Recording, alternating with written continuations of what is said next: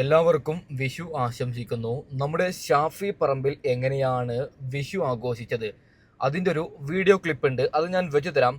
അതിനുശേഷം റിപ്പോർട്ടർ ചാനലിൻ്റെ അരുൺകുമാർ, അതായത് അരുൺകുമാറിന് ഒരു കാര്യം ഉറപ്പാവുകയാണ്, മറ്റന്നാൾ മെയ് 4 വോട്ടെണ്ണി കഴിഞ്ഞാൽ കോൺഗ്രസ് ആണ് അധികാരത്തിൽ വരുന്നത്. ഇനി കോൺഗ്രസ് MLA മാരാണ്, ഇനി കോൺഗ്രസ് മുഖ്യമന്ത്രിയാണ് കേരളത്തിൽ. അതുകൊണ്ട് അരുൺകുമാർ CPM-ന് സപ്പോർട്ട് കൊടുക്കുന്നത് മല്ല മല്ലെ നിർത്തി രംഗത്ത് വന്നിട്ടുണ്ട്. ആ ഒരു വീഡിയോ ഞാൻ വെച്ചു തരാം, അത് നിങ്ങൾക്ക് അറിയാൻ പറ്റും. നമ്മുടെ രമേശ് ചെന്നിത്തല എങ്ങനെയാണ് വിഷു ആഘോഷിച്ചത് ആ ഒരു വീഡിയോ ഉണ്ട്. നമുക്ക് ആദ്യം ഷാഫി പറമ്പിൽ എങ്ങനെയാണ് വിഷു ആഘോഷിച്ചത് അതൊന്ന് കണ്ടു നോക്കാം. അതിനു മുമ്പ് ഷാഫിയെ ഇഷ്ടപ്പെടുന്നവർ ലൈക്ക് ചെയ്യണം, കമന്റ് ചെയ്യണം, ചാനൽ സബ്സ്ക്രൈബ് ചെയ്യണം. അപ്പോൾ നമുക്കൊന്ന് കണ്ടു നോക്കാം. ഓക്കെ, പ്രിയപ്പെട്ടവർക്ക് എല്ലാവർക്കും ഹൃദയം നിറഞ്ഞ വിഷുവിന്റെ സ്നേഹാശംസകൾ. പ്രവീണേട്ടാ, നമ്മൾ ഇത്തവണയും പതിവ് തെറ്റിച്ചിട്ടില്ല. ഹാപ്പി വിഷു. കൈനീട്ടവും തന്നിട്ടില്ല, കൈ മാത്രമേ തന്നിട്ടുള്ളൂ. പിന്നെ ചെറിയ ആൾക്കാർ വലിയ ആൾക്കാർ കൊടുക്കാൻ പാടുണ്ട്. പിന്നെ നിങ്ങൾക്ക് അറിയാം, വടകര വന്ന ശേഷം ഞാൻ വിഷുവിന് ഇവിടെ വരാതിരുന്നിട്ടില്ല. നമ്മുടെ നടുവത്തൂർ ശിവക്ഷേത്രത്തിന്റെ കുളമാണിത്.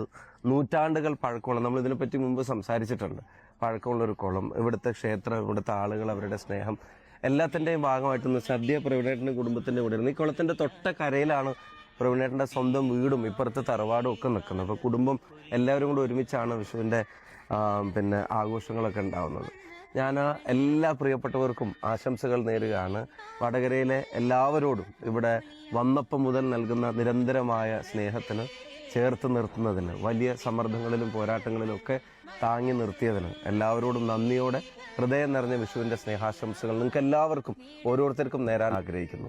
അതുപോലെ തന്നെ ഇപ്പം നിങ്ങൾക്ക് അറിയാവുന്നതുപോലെ മറ്റു പലയിടങ്ങളിലൊക്കെ പ്രവർത്തനങ്ങളൊക്കെ ആയിട്ട് പോണ്ടി വരുമ്പോഴൊക്കെ വടകര നൽകുന്ന സ്നേഹമാണ് അവിടെയൊക്കെ സ്വീകാര്യതയുടെ ഒരു ബേസായിട്ട് മാറുന്നത്. അതുകൊണ്ട് അത് പറയാതിരിക്കാൻ പറ്റില്ല. ഈ വടകരയ്ക്ക് എന്നെ പരിചയപ്പെടുത്തിയ പ്രിയപ്പെട്ട പാലക്കാട്, ജന്മനാട്, പാലക്കാട്ടെ സ്നേഹവും പാലക്കാട്ടെ എല്ലാ പ്രിയമുള്ളവർക്കും വിഷുവിന്റെ സ്നേഹാശംസകൾ നേരുകയാണ്. ബാക്കി എല്ലാവർക്കും അങ്ങോളം ഇങ്ങോളമുള്ള മലയാളികൾക്ക്, ലോകമെമ്പാടുമുള്ള മലയാളികൾക്ക് വിഷുവിന്റെ സ്നേഹാശംസകൾ. ആരോഗ്യത്തോടെ, സന്തോഷത്തോടെ, സമൃദ്ധിയോടെ മുന്നോട്ട് പോകാനും തടസ്സങ്ങളും പ്രയാസങ്ങളും ഉണ്ടാകുമ്പോൾ അതിനെയൊക്കെ അതിജീവിക്കാനും കഴിയുന്ന ഒരു വർഷമായിട്ട് ഇത് മാറട്ടെ. പ്രവീണേട്ടന്റെ വിഷു ഇച്ചിരി സ്പെഷ്യലായിട്ട് മാറട്ടെ. അധികം ദിവസം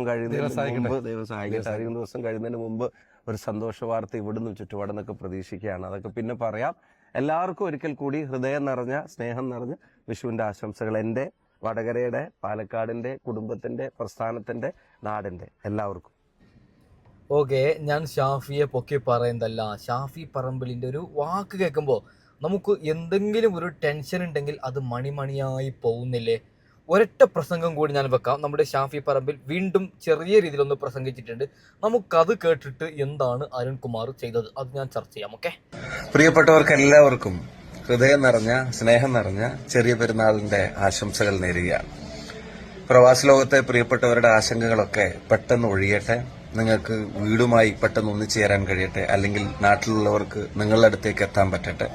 കുടുംബമായിട്ട് അവിടെ താമസിക്കുന്ന ആളുകൾക്കും എല്ലാവർക്കും എല്ലാവിധ പ്രയാസങ്ങളും ഒക്കെ മാറി സമാധാനത്തോടെ പെരുന്നാൾ ആഘോഷിക്കാനും തുടർന്ന് അങ്ങോട്ട് സമാധാനത്തോടെ ജീവിക്കാനും അധ്വാനിക്കാനും വളരാനും ഒക്കെയുള്ള സാഹചര്യങ്ങൾ ഉണ്ടാവട്ടെ. അതുപോലെ നാട്ടിലെ എല്ലാ പ്രിയപ്പെട്ട സഹോദരങ്ങൾക്കും, നല്ല ചൂടാണ്. ഒരു മാസത്തെ നോമ്പിന് ശേഷം പെരുന്നാൾ വന്നെത്തി. നിങ്ങൾക്കും കുടുംബത്തിലെല്ലാവർക്കും ചെറിയ പെരുന്നാളിന്റെ സ്നേഹാശംസകൾ നേരുകയാണ്. എല്ലാ വടകരക്കാർക്കും ഒരിക്കൽ കൂടി പെരുന്നാൾ ആശംസകൾ. പാലക്കാട്ടെ പ്രിയപ്പെട്ടവർക്കും പെരുന്നാൾ ആശംസകൾ നേരുന്നു. എല്ലാവർക്കും സ്നേഹം നിറഞ്ഞ ചെറിയ പെരുന്നാളിന്റെ ആശംസകൾ. ഓക്കെ, പുണ്യ വിഷു ആയതുകൊണ്ട് ഒരു കാര്യം പറയുകയാണ്. പൊന്നു മനുഷ്യന്മാരെ, എല്ലാ മതത്തിലും നല്ലതല്ലേ പറയുന്നത്. ഏതെങ്കിലും ഒരു മതം പറയുന്നുണ്ടോ ഒരുത്തനെ കൊല്ലണമെന്നൊന്നും? അതായത് ഞാനൊരൊറ്റ കാര്യം പറയാം.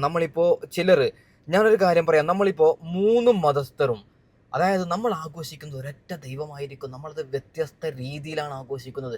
അതിൽ ഒരു തെറ്റുമില്ല. അതായത് ഒരുപക്ഷെ ഞാൻ പറയുന്ന ഈ ഒരു പോയിന്റ് ചിലർക്കെങ്കിലും എതിർപ്പുണ്ടാവും. അവരോട് ആദ്യം സോറി ചോദിച്ചിട്ടേ ഞാൻ പറയാം. അതായത് നമ്മൾ ആഘോഷിക്കുന്നത് നമ്മൾ വിശ്വസിക്കുന്നത് ഒരു ദൈവത്തെയാണ്. ഈ ലോകത്ത് ഒരൊറ്റ ദൈവം ഉണ്ടെന്നല്ല എല്ലാവരും പറയുന്നത്. 3-4 ദൈവങ്ങളില്ലല്ലോ. അപ്പോൾ നമ്മൾ ആഘോഷിക്കുന്നത് വിവിധ രീതിയിലാണ്. ക്രിസ്മസ് ആഘോഷിക്കുന്നത് പോലെ, പെരുന്നാൾ ആഘോഷിക്കുന്നത് പോലെ, വിഷു ആഘോഷിക്കുന്നത് പോലെ എല്ലാ ആഘോഷവും എത്തിപ്പെടുന്നത് ഒരു ദൈവത്തിലേക്കാണ്. അതുകൊണ്ട് 3 മതവും നല്ലത് മാത്രമാണ് പറയുന്നത്. നിങ്ങൾ ഏത് മതത്തിലാണോ ജനിച്ചത്, ആ മതം എന്താണോ പറയുന്നത് അത് നിങ്ങൾ ഫോളോ അപ്പ് ചെയ്യണമെന്ന് പറഞ്ഞിട്ട് നമ്മുടെ ഷാഫി പറമ്പിലിൻ്റെ വാക്ക് കേട്ടാൽ സത്യം പറഞ്ഞാൽ എത്ര വലിയ ടെൻഷൻ ഉണ്ടെങ്കിലും മാറിക്കിട്ടും. അപ്പോൾ അരുൺകുമാർ, അതായത് നമ്മുടെ ഈ പറയുന്ന രമേശ് ചെന്നിത്തല വിഷു ആഘോഷിച്ചത് എങ്ങനെയെന്ന് നമുക്കൊന്ന് കണ്ടു നോക്കാം. അതിൽ അരുൺകുമാറാണ് നേതൃത്വം കൊടുക്കുന്നത്. നമുക്ക് അത് ജസ്റ്റ് ഒന്ന് കണ്ടു നോക്കാം. അതിനുശേഷം എന്താണ് അരുൺകുമാറിന്റെ ഉദ്ദേശം അത് ഞാൻ പറഞ്ഞുതരാം. ഓക്കെ, ഈ രമേശ് ചെന്നിത്തല ഇത്തവണ കുടുംബത്തോടൊപ്പമാണോ വിഷുദിനം ആഘോഷം? ഞാനന്ന് വന്നപ്പോൾ കുഞ്ഞു മോനെ കണ്ടിരുന്നു. അവൻ എവിടെ? അവൻ പോയോ? അടുത്തിട്ടല്ലോ. അവൻ ഇപ്പോഴും ഇവിടെ നിൽക്കുകയാണ്. Happy Vishu Rohan, happy Vishu. അതെ രോഹൻ, ഹാപ്പി വിഷു പറ. രോഹന്റെ ഹാപ്പി വിഷു പറഞ്ഞു. ഓ, കിട്ടി. ശ്രീ രമേശ് ചെന്നിത്തല നാട്ടിലായിരുന്നപ്പോഴേ പണ്ടത്തെ വിഷുക്കാലത്തിന്റെ ഓർമ്മകളൊക്കെ ഉണ്ടാവുമല്ലോ. നമ്മൾ എല്ലാ കാലത്തും എല്ലാവരോടും ചോദിക്കുന്നതാണെങ്കിൽ പോലും സന്തോഷം നിറഞ്ഞ വിഷു കണി കണ്ട കാലം ഏതാ? അതെ, വളരെ കുട്ടിയായിരിക്കുമ്പോൾ തന്നെ വെളുപ്പിനെ അമ്മ ആ സമയത്ത് വാൽക്കണ്ണാടി അല്ലെങ്കിൽ അതോടൊപ്പം തന്നെ ഫ്രൂട്ട്സ്, ഇതെല്ലാം പുഷ്പങ്ങൾ, ഇതെല്ലാം ചേർത്ത് വെളുപ്പിനെ വിളിക്കുന്നൊരു കാലമുണ്ട്. അതിപ്പോഴും എൻ്റെ മനസ്സിൽ തങ്ങി നിൽക്കുകയാണ്. രാവിലെ അമ്മ റെഡിയായിട്ട് 3 മണി 4 മണിയൊക്കെ ആകുമ്പോൾ നമ്മളെയൊക്കെ വിളിച്ചുണർത്തും. നമ്മൾ ഉറക്കച്ചടവോടെയാണ് എഴുന്നേൽക്കുന്നത്. പക്ഷെ അമ്മ വിളിച്ചുണർത്തി കണി കാണിക്കുന്ന ആ ഒരു ഓർമ്മ ഇപ്പോഴും എൻ്റെ മനസ്സിൽ തങ്ങി നിൽക്കുകയാണ്.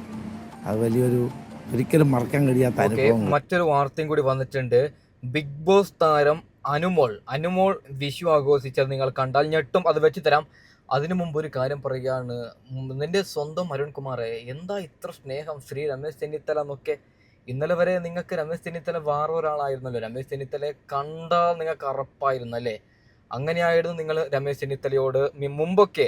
കാരണം CPM-കാരുടെ PR ആണ് ഈ പറയുന്ന അരുൺകുമാർ. കോൺഗ്രസ്സുകാരുടെ എന്തെങ്കിലും ചെറിയൊരു വാർത്ത കിട്ടിക്കഴിഞ്ഞാൽ അതിന് 100 ഇരട്ടി കുത്തിയിട്ട് വാർത്ത കൊടുക്കുന്ന ഒരു മനുഷ്യനാണ് അരുൺകുമാർ. അതിൻ്റെ ഒരു എക്സാമ്പിൾ പറയുകയാണെങ്കിൽ നമ്മുടെ രാഹുൽ മാങ്കൂടത്തിന് വേണ്ടി ചെറിയ ഒരു വാർത്തയുടെ ക്ലിപ്പ് അരുൺകുമാറിനെ കിട്ടുകയാണെങ്കിൽ അരുൺകുമാർ അതിന് 100 ചേർത്തിട്ടാണ് വാർത്ത കൊടുക്കുന്നത്. അരുൺകുമാറിന് ഒരൊറ്റ കാര്യം പറയുകയാണ്, അത് വളരെ വളരെ തെറ്റാണ് അരുൺകുമാർ നീ കാണിക്കുന്നത്. അപ്പോൾ സത്യസന്ധമായിട്ട് വാർത്ത കൊടുക്കൂ. മറ്റന്നാൾ, അതായത് മെയ് 4-ാം തീയതിക്ക് എന്തായാലും കോൺഗ്രസ് മുഖ്യമന്ത്രിയാണ്. അതുകൊണ്ട് കോൺഗ്രസ് നേതാക്കളെ അരുൺകുമാറിന്റെ കയ്യിലാക്കുകയാണ് ശ്രീ രമേശ് ചെന്നിത്തല എന്നൊക്കെ പറഞ്ഞിട്ട് ഇതിൽ നിന്ന് ഞാൻ മനസ്സിലാക്കുന്നത് അങ്ങനെയാണ്. പൊന്നുമനുഷ്യന്മാരെ, നമ്മുടെ ബിഗ് ബോസ് വിന്നറായ അനുമോൾ എങ്ങനെയാണ് വിഷു ആഘോഷിച്ചത് നമുക്കത് ജസ്റ്റ് ഒന്ന് കണ്ടു നോക്കാം. ഓക്കെ,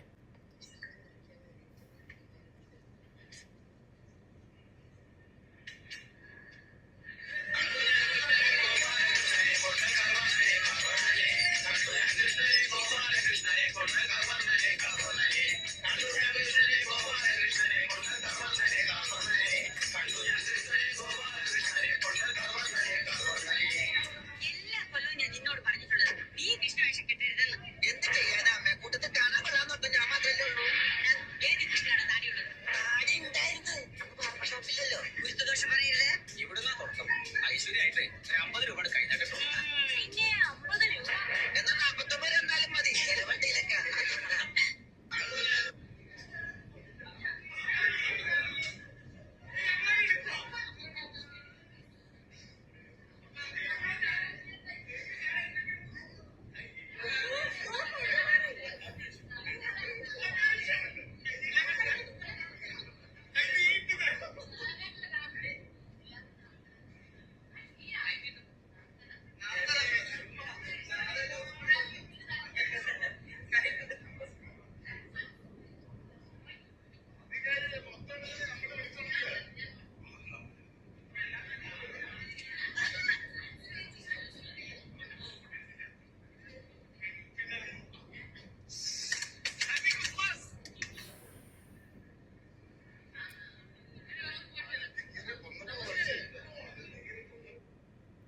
ഓക്കെ, ഇത് വെച്ചത് ഞാനൊരു ബിഗ് ബോസ് റിവ്യൂർ ആയിരുന്നു. അതുകൊണ്ട് ബിഗ് ബോസ് താരങ്ങൾ ഇങ്ങനെയാണ് വിഷു ആഘോഷിച്ചത്.